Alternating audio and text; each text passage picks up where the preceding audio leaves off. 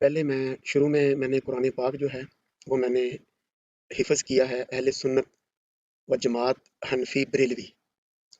اور میرے والدین جو ہیں وہ بھی اسی فرقہ میں تھے، تو میں پڑھا بھی وہیں پہ ہوں۔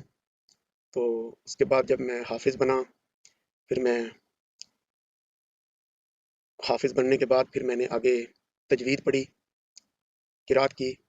اس کے بعد پھر میں نے آگے پڑھانا شروع کر دیا، تو مختلف جگہ پہ میں نے پڑھایا ہے۔ اس کے بعد کیونکہ علماء کے ساتھ میرا بہت گہرا تعلق تھا، تو پھر جب میں نے لوگوں کو دیکھا، بڑی بڑے غور سے دیکھا میں نے کہ یہ جب اکٹھے ہوتے ہیں اہل سنت، اہل دیوبند، اہل حدیث، اہل تشیع، تو یہ اکٹھے بیٹھ کے بہت پیار محبت کی باتیں کرتے ہیں، لیکن جب یہ علیحدہ علیحدہ اپنی مسجدوں میں چلے جاتے ہیں تو پھر یہ ایک دوسرے کو کافر بولتے ہیں، اور بلکہ یہاں تک کہتے ہیں کہ یہ